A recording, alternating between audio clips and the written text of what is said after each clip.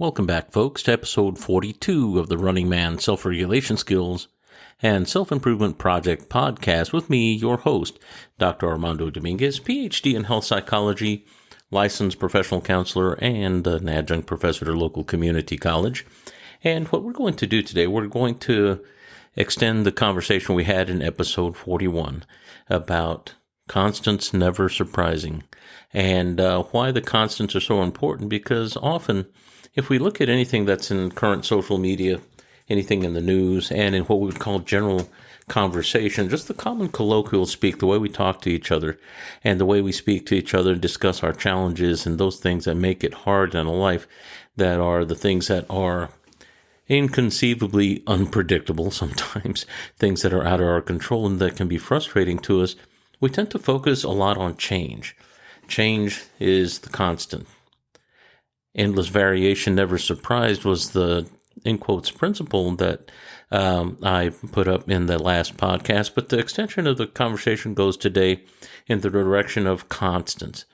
Even though the constants never surprise, those are the things that we least pay attention to when we discuss those things that impact our lives. We discuss the change, things that are changing, those things that are impermanent, those things that are no longer what they used to be, those things that we know that will evolve and change into things that they're going to be and no longer be what they are today or were yesterday. And there is this sense of hearkening sometimes whenever we look back to the way things were, and almost a sense of loss when we realize that maybe they're never going to be, they will never be the same again. And that can even become a sad thing whenever it's something we relate to. And as far as relationships, people, how people change, and how they're impacted by environment. But as a principle, those things that we know that we can count on are the immutable, the unchangeables. Now, immutable would be an absolute, but for our conversation today, it is probably a fair term to be using, because there are things that we know that regardless of how much has changed, there are many things that don't. And if those give us a point of reference, or even some sort of foundation for our ability to make sense of things, then it can even give us a sense of temporal reference time. How long does this last? How long does this go on? Versus what is happening in the change, and why has the change only lasted so long, but in comparison to a constant, wow, that's just a drop in the bucket, versus something that, if it is a constant, unlike an ocean, it's always moving, but seen as a mass or a whole, that's kind of big. It's kind of beyond my ability to understand sometimes. So keeping an idea along the lines of a constant in mind whenever we're focused on change gives us a sense of not only reference, but gives us a point of balance. And we are discussing self-regulatory skills. And when we discuss people and our feelings and our thoughts, how we interact with environment, how our environment impacts us, then we know that there are a lot of things that are elements that are transient, that come in and out of our lives, they come to us and move away from us, and they impact us at times that sometimes we don't expect. Sometimes these are repetitive impacts in the sense that we run into things on a regular basis. Maybe I go and pick up a friend and drop them off at work every 6 o'clock in the morning so we can be there by 8, this sort of thing. And that becomes a relative constant, but it's still a very transient thing that can be impacted by change. Someone could be sick, car could break down, someone could change jobs and no longer need that ride. So there are a number of things that can happen. So we call these relative constants, relative to my life and relative to what's going on. And then we're looking at the larger overarching constant, those things that don't change. So to give this some flesh and a bit of visual, we'll think about what is a constant. And I'll start with a little Zen thing that my teacher taught me many years ago in martial arts, when I asked him how old he was. And it was rather comical. And at the same time, it made the point pretty cleanly. And he said, well, as compared to a blade of grass, I am very old. As compared to a mountain, I'm very young. You see the two reference points in nature. One that is even more transient than the life of a human, generally, and also one that is much less transient. Mountains do grow and fall, but not in anything that we could call a fathomable human experience that we could say, oh, we saw it rise and we saw it grow, we saw it fall and back to flatness in the earth. We have only got what archaeologists tell us, geologists tell us have happened, but we have not seen it occur in front of our eyes. Now, whenever we're looking at these points of reference, let's think about life in general. Whenever we're experiencing day-to-day stress, when we're experiencing day-to-day fun, or just a relationship that may run 30 years, and know that there is this sense of start and stop whenever people get together and whenever the relationship may go away. But all the stuff in the middle, all the in-between events that we call part of, in quotes, the life, a life that is lived. That could be breathing, could be eating on a very fundamental sense. It could be where I work, friends that I have, helping people do things, maybe going fishing, go on vacation. Those are all high points and events, if we were to look at life linearly, that we could say that came and went. But whenever we lump it together as life, my life, having been lived, it tends to take on this new pattern. It's a narrative of sorts with lots of visual, lots of emotional, and lots of events and actions that had been taken, now memory, some recorded, some not, and some even forgotten for that matter. But these kind of details give us a sense of what are details that are transient, events that are transient in our lives, relationships that may come and go, jobs that may come and go, maybe even illnesses and injuries that have come and went through our life. And why is this so important to self-regulatory skill? Well, two things that are really important to this understanding and how we can use this to self-regulate and to minimize stress and mitigate issues that would become problematic involving how I interpret stress. But one is lens. And what lens is this? Temporal lens. How am I seeing this? Am I looking at it from a very myopic, very close to my life and egocentric, this is me and that's all that there is focus on, wherever how my life is working out, things that are impacting and moving to and through my life. And then we have the other lens, and that is the long view. This is the one that is more like the third person perspective versus the first person perspective, and the third person outside observer, literally looking from the outside in without any emotional content or involvement, but yet still being able to observe everything as a whole. So we have these two perspectives and points. And often we get stuck somewhere in between when we discuss those things that would be a constant or something that is constantly in flux or change. And those two lenses are very important to be able to identify. Well, is this something that I can control? Is this something I can change by what I do? Or is this something that regardless of what I do is going to stay the same?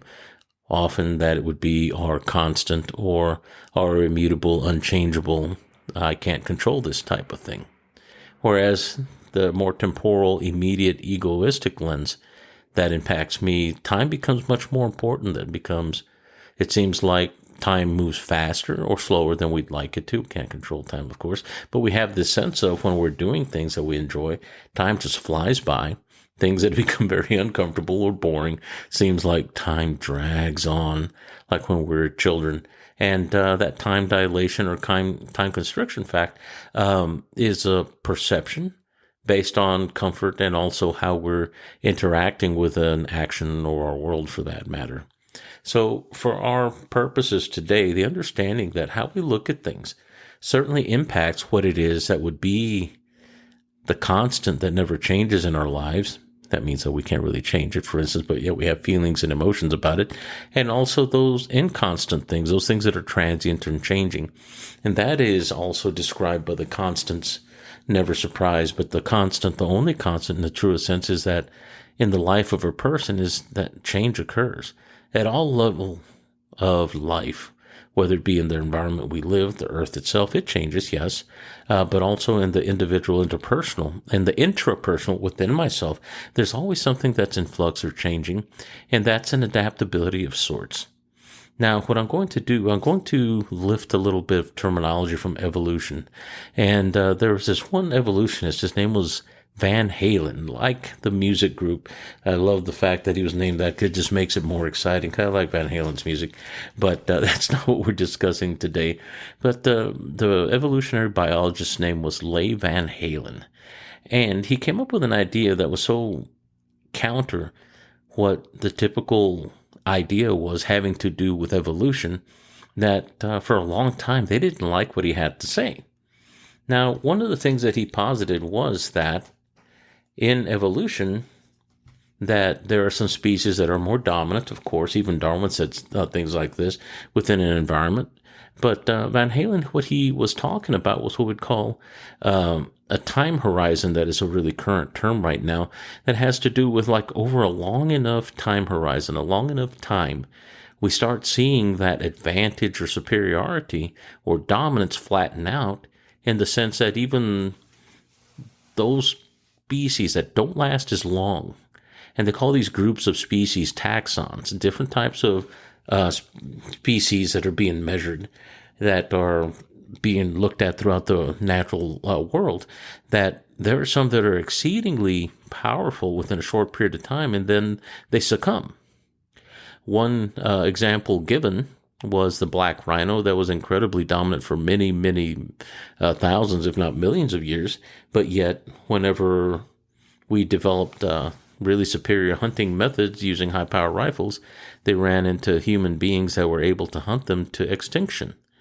So even within that case, one could say, well, that wasn't natural. Well, no, it wasn't natural in the sense that it occurred within the natural world in and of itself, but as a result of our ability to have superior technology, we were able to inject a change for which this animal could not affect an adaptive response that allowed it to survive as a result of the superiority of the technology we had. It was something that it was not able to accommodate or change as a result of being in interaction with it, but yet being unable to defend against it or resist it somehow. So we killed it to the point of extinction. And that, in the bigger sense, could be considered a very perfect example of being adaptable and dominant. But over a long enough horizon, at some point, we will run into something that will, if not extirpate us, that would be run us out of the area that we tend to be dominant in. It will exterminate us to the point of extinction, which we did with the dodos for that matter. So why is this important in self-regulation? Sometimes we have to look at the fact that there are things that we do that no longer serve us, things that are adaptations, sometimes even things that are maladaptive that we think that are helping us. And I'm going to draw on what I know about addiction treatment is the fact that many of the behaviors that have to do with pursuit of pleasure or using the hedonic senses to pursue pleasure and stop pain, or maybe even numb ourselves from having negative pains, at some point that becomes so frequent that it becomes toxic.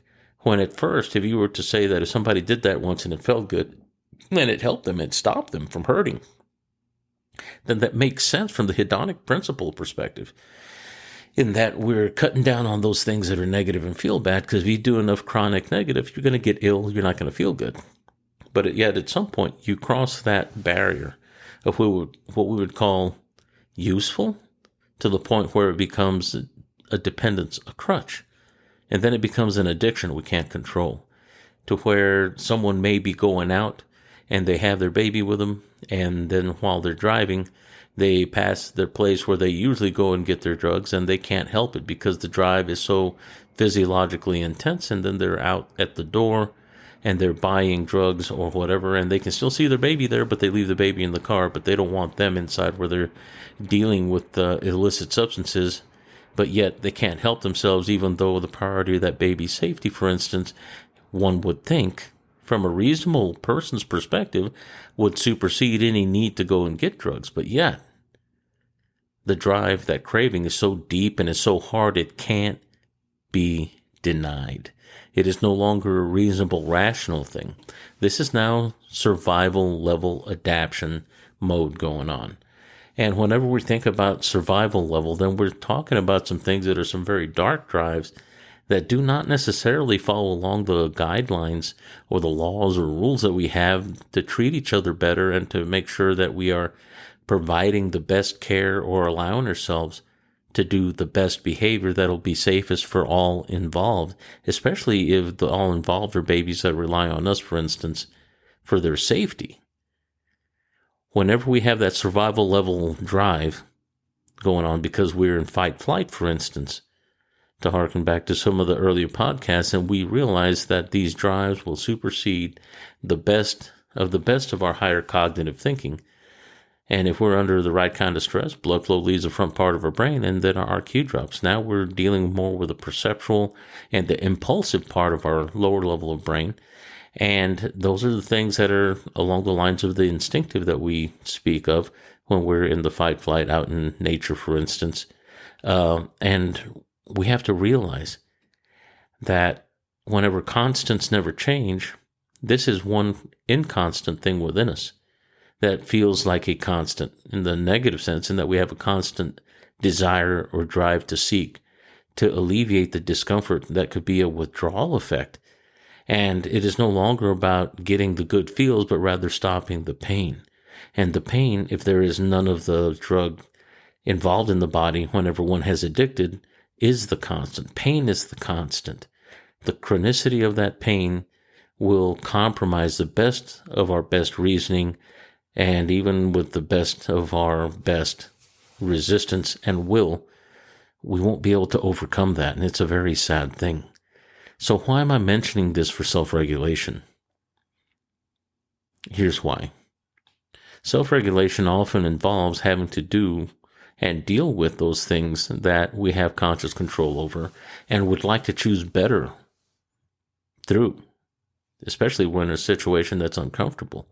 Whenever you deal with a situation that's not social, but rather it's a deep intrapsychic, intraphysiological, biological stress, addiction, and withdrawal. It doesn't always have to be drugs. It can be other things too. That is whenever our reasoning goes out the window and the constant becomes the pain. Or rather, the pain becomes a constant, more correctly. But that is the pain. It's no longer the environment outside, but my internal environment that drives me. And the strongest, most proximal suggestion comes from within my mind, yes, but also the strongest, most physiological need, drive, and suggestion is that I'm in pain. If I don't get this, I'm going to hurt, and I'll stop this at any cost. No cost is too high. You see what I'm saying there? You see that I'd be willing to cross any line to stop the discomfort within me, especially if I know that if I don't, it's going to come back, it's going to be there, it's going to get worse. This is where we start seeing people crossing over into self-injury, suicidality, homicidality, because the pain becomes so great. So we have to understand that as a self-regulatory skill, understanding those things that are constant. Is pain my constant is a good question. The constant is the mountain outside of me. The constant is the pain or that withdrawal within me if there's addiction. And what about regular stuff? What is my constant? Am I the constant? Can I be the constant? In a smaller sense, in the lens of the egoistic, individually interacting with other people, can I be a constant? Well, what are you doing in a sense regularly that you're a constant and you don't waver? Maybe it's your self-discipline. Maybe it's your eating well. Maybe it's your working out. Maybe it's your showing up at work. Maybe it's being the person that is always there whenever other people are calling in sick, or maybe not wanting to be there, or maybe they don't show up. Maybe the constant is being a person of your word, being straightforward, being upright, honest. And sometimes the constant is the one that may have to stand up and do the work when no one else will. And it doesn't have to be an adversarial thing. Sometimes it can be a very self-disciplined thing. What am I doing that is a constant in my life? I choose to do these things to better myself, for instance. My constants can be healthy behaviors. My constants can be eating well, sleeping well, working well. And maybe I don't have all my constants in order, but maybe I add one thing that will become a constant in my life that will transform how I do things. Maybe I will start eating better. Maybe I will start walking a little more every day, even if it's 10 minutes a day. And it doesn't matter. It doesn't have to be a mile a week. It can just be 10 minutes at a time, just to aid digestion after eating, or just to get some fresh air. But moving is king. The movement in the body is one of the constants that maybe we should all add to our lives. Not because I say so, it's just because science indicates that if we move, that we're more apt to alleviate disease or the onset of disease. Those are good things. Tai Chi is a good way to do that. Walking is a good way to do that. And meditation in motion is really kind of cool if you're doing a walking meditative type thing. But the idea is to add something that's not only useful, but helpful and health engendering, and add new constants to yourself at your level of life, knowing that there are some things that are constants that are outside of my ability to change, like the rock or the mountain.